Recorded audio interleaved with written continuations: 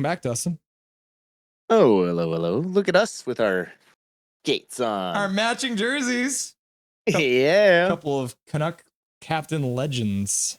How's your day, brother? Yours is a little more legendary than mine right now. I didn't freak out when I met him today, so I'm very proud of myself because I thought I might freak out. When I met Luongo, I kind of freaked out. Hey, fair enough, man. They were heroes to us as kids, right? Yeah. So it's I was a bit younger when I met Luongo too, so I was a dumb kid. Hi, Mr. Luongo. Yeah, you get the whole starstruck thing and tongue-tied and. All right, let's get into the ups and downs. What have we got 2 periods to talk about, which we don't normally have, but is there anything you like so far? Because there's a lot of bitching in the chat so far about a lack of scoring. At least in the second period, they started hitting the net. So I did baby steps, right? Mm-hmm. First period, kind of rough. Control majority of the play, really nothing to show for it. Second period, started out kind of the same. Finally get some shots on a power play. 13 shots in that period, which is better, but still nothing really dangerous. I think the most dangerous chance so far was Hronik hitting the post on that one power play. Yeah, like the Canucks haven't seemed as physical. It seems like they're letting kind of San Jose get the better of them on that side of it. Just doesn't seem like that first line is really doing much of anything. Pettersson, Garland, and DeBrusk not really generating any offense. Neither one of them has hit the net with a shot, so that line doesn't look great. The Hedl, Besser, and O'Connor line looks really good. Lots of speed, and Besser's doing his best to keep up with those two boys. I feel like he's kind of been given a challenge, like if you want your contract, keep up with these two, and we'll pay you. But Demko looks very good. He's made a couple of really solid saves, not giving up any majorly dangerous rebounds. And other than that, just got to try and get one past a goalie who hasn't played in 3 months or whatever it was, right? In November, I think he hasn't played since. Yeah. That's classic Canuck logic, though, right? And that's what I said when I was in the lineup to wait for Trevor Linden today. Obviously, everyone's a Canucks fan. Everyone's chatting hockey. The guy behind me is like, "Oh yeah, we got San Jose. Should be an easy win." I'm like, "No, Canucks logic says we will lose tonight because we're playing a goalie who hasn't played in 3 months." Yeah, exactly, right. But I mean, the Canucks logic has been changing a bit, at least. Mm-hmm. At least they're a little more exciting to watch, right? Like, we've had games where we have struggled to score this year, but they were like watching paint dry. This, at least towards the end of the second period there, the last, I'd say 8 minutes or so, really picked up and got some momentum. Really nice of the boys to speed through that second period for us, though. These 7:30 starts are tough, so I'll give that an up. I mean, we give props to the goalie who hasn't played in 3 months yet, but you got to give props to the San Jose Sharks team on a whole because they already have 19 block shots. So it is by committee. That's, I think, why you've seen a bit of an adjustment in the Canucks game. Looks like they're trying to do the Sedin slap pass to try and get the puck through. But even that obviously they're not the Sedin, so they're not pulling it off the same way. But yeah, San Jose 19 block shots and 19 hits already. So they're on pace for almost 30 hits and 30 block shots for the game, which is wild numbers for a San Jose team that defensively has not been really, really good this year. So you do have to give props to them for that. Yeah, I guess so. We'll call it a down for the Canucks because they need to get the puck through. And I mean, do you think Petey will ever just shoot the puck? I don't know, man. I don't know what's going on, if the pressure is going to be too much for him. I'm a huge defender of Petey, and I really want him to be able to find that superstar touch that he had, but I don't know if there's just too much going on between the ears now at this point that he just needs to go somewhere else and reset. But I know there's a very strong microscope on him, and Alvin and company are going to be watching him close and making sure that they see some sort of change. And I don't necessarily need him to start burying the puck like crazy. I just need him to show that he wants to try and take over a hockey game like he used to. Like the way he used to fly down the wing, stick handle, beat a defender, and shoot the puck. It's just, I don't know what happened to that guy. I don't know where his confidence went, and I just want it to come back because I know how incredible he can be. He's still young. I don't want to give up on this guy, but I feel like he's given up on himself, and I don't know how he can dig himself out of that. But I just really hope that something clicks here. Maybe going to the Four Nations and getting to play in a fun thing like that where it's just like, hey, just go score, just go shoot, and just remember who you are. Maybe we'll rejuvenate him and he comes back and it's like the old Petey. And God, would I love to see that. But right now he is struggling hard.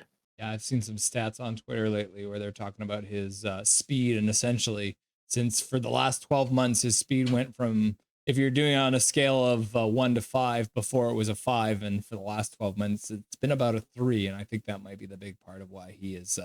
But I had the exact same thought as you. I think the Four Nation Cups might do wonder for his confidence if he's just out there having a little bit more fun with some of his countrymen. Exactly. That's what I'm hoping for him. The Dragon Signs, or do we Metey MP3? Oh, I saw online there somewhere he gave permission to call him Dragon, so yeah. I think we'll go with Dragon. That goes back all the way to his middle school. I think he said it was when he was playing basketball, I believe he got called Dragon by his coach. So I don't want to call him DPD. I don't think it's, despite the fact that Elias Pettersson is younger, he was here first and he got the nickname first. So I'm going to keep on calling him his DPD until I get called out too much. Well, and I've heard that around the locker room, Marcus Pettersson is getting the DPD, and Elias Pettersson is getting junior. But he's not a fan of that. So I would not be either.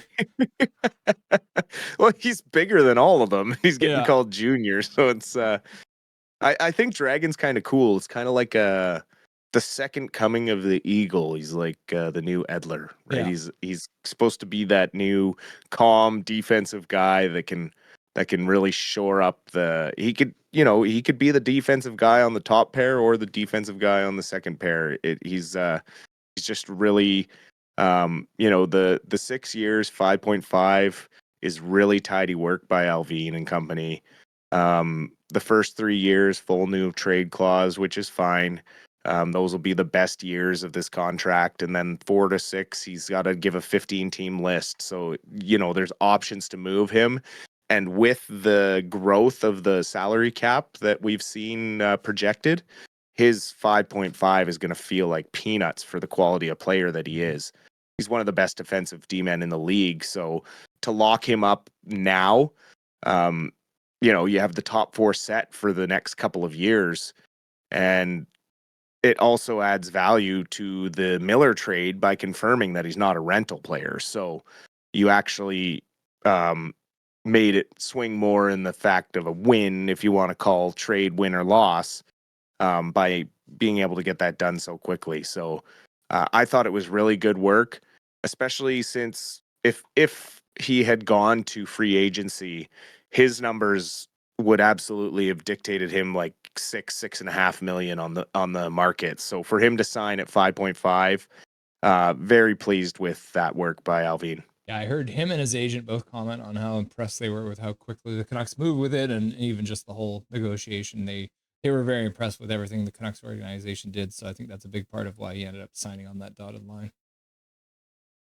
Yeah, for me, it makes me a little worried about what's happening with Besser. It kind of reminds me of when they signed Miller before they signed Horvat, and then Horvat got traded at the deadline, and so I just kind of have that feeling that we might be seeing the last games of Besser here, and we should probably enjoy it. I don't think those two sides are very close when it comes to that contract. Unless Besser's willing to take a shorter term. I don't think the money is the issue. I think it's the length of the contract. So we'll see what happens in the next couple weeks. But don't be alarmed, Canucks fans, if you start seeing his name dangled out there as a trade carrot. Yeah. I mean, even like we talked about with the salary cap going up as much as over the next couple of years, you look at it, even if he does sign an $8 million contract, when the salary cap goes up by another $20 million or whatever it is, all the way up to $113 million, suddenly an $8 million contract today is more like a $5.5 million contract under that cap hit. So it would be a much more agreeable of a number. But yeah, you're right. They probably don't want 8 years. Yeah. It's the term. It's gonna be the term, and I think if he's willing to move on that, then the Canucks they'll get something done easily. But if he's looking to sign that retirement contract, I have a hard time seeing it happen here. Åman in, Karlsson out, back down on the farm. Pretty much a standard procedure for the Canucks so far this year. But why would the Canucks look to have Åman coming up? How's he been doing down there in Abbey? He's earned this look again. He's quietly become the scoring leader in Abbotsford with 7 goals and 21 assists. He's been an assist machine. He's working very well down there. Karlsson again struggled to produce at the NHL level. It's kind of been the knock on him since he started his career in the NHL. This time, I guess, can kind of be blamed on the fact that he was buried on the 4th line. I think for him to be successful, he needs to be utilized in the top 6. He's just not a checking player. That's just not his skill set. So yeah, I'm not entirely surprised given the way the lineup is kind of structured right now. I would hope maybe they give Karlsson another chance to come up and play on that top line again. When they had the Swedes playing together, that line really looked energetic and we're starting to find some chemistry. And then all of a sudden they took them apart and now Pettersson looks sad again and is struggling. So maybe Karlsson comes up and we get Höglander, Karlsson, and PD together. How sweet it is. So as everyone knows, and they can see from the jersey I'm wearing, I got to meet Trevor Linden today. I will be showing you guys pictures, but we're not going to do that. I'm going to save that for Saturday because tonight's such a crazy show. So I'm going to put some stuff together so you guys can see that. But I wanted to get Dustin's take on Trevor Linden because obviously he's a fan, and I wanted to hear what's your like favorite Trevor Linden story? So my favorite Trevor Linden story is when he got traded back to the Canucks. When he got traded away, I was 11 years old, which, funny story, on this day in 1998, Trevor Linden was traded away from the Vancouver Canucks. Huh. So little anniversary there. But, you know, at that age, when you watch hockey players, these guys were like superheroes to me. And when Trevor Linden was traded, and they gave the captaincy to Mark Messier, who was like the supervillain to me after the 94 finals. Like, I despised the guy. I didn't care that he was wearing a Canucks jersey. I just hated that this guy showed up and they traded my captain away, and I was devastated. And then I remember when he came back and I had tears in my eyes because it just felt like he was home and was where he was meant to be, and it just felt right. And I will never forget his first game back and the reception from the crowd. Just being there. I wasn't there, but like seeing it on TV and feeling right again and whole again. And then him going on and setting all these Canucks records just like he should have in the first place. And yeah, so that by far is my favorite Linden story, coupled with a couple of magic moments in the playoffs, you know, scoring a shorthanded goal and stuff like that. So just when he came back was just probably one of the greatest moments in my Canuck fandom.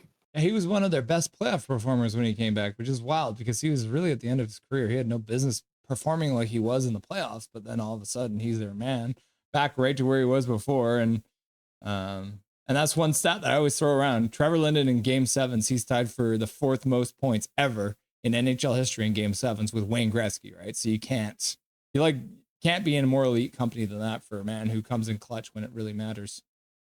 There's a reason why the number 16 is hanging in the rafters of Rogers Arena. Well, it's one thing I've talked with you a bit too, like for example, like Kiprusoff in Calgary refused to get traded, right?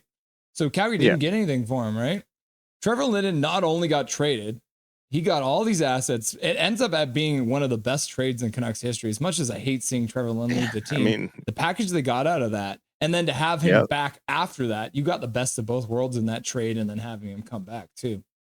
Well, yeah, I mean, it led to the West Coast Express. Without trading him, we don't have Bertuzzi. So, you know, it's amazing how things work. Yeah. Abby Canucks, I did want to ask, do we have any update on Leckermacki? Is he, do you think he'll be playing on Friday, or what's his status? There hasn't really been too much chatter about it. They're still just kind of saying out for precautionary reasons. They haven't really come out and said that he's injured. They've just said, you know, he's banged up and is just kind of taking some rest time. He does appear to be on the active roster again. So maybe we do see him get back in the lineup here when they get back in action, I think this weekend. Yeah, Friday and Saturday, I believe they play, right? Yeah, tomorrow night in Colorado. We talked about that last game. So yeah, I'll keep a close eye on that tomorrow, and I'll let you know on Saturday if he gets back in and how he does. And then right before I let you go too, I wanted to put this comment up for you from Twisted Wrister at Paragolfer Pro. Man, thank you so much for your donation. That's going to make a huge difference for me and Cortana. You are very welcome. I've had dogs my whole life, pets. I have a dog now. They're family, and I know how difficult it can be. I know how expensive vet bills can be. So it's the least I could do to help out, and I hope everything gets sorted out for your pup soon. You're a great man, and we'll talk to you in the post-game show, brother. Absolutely. Nothing is perfect.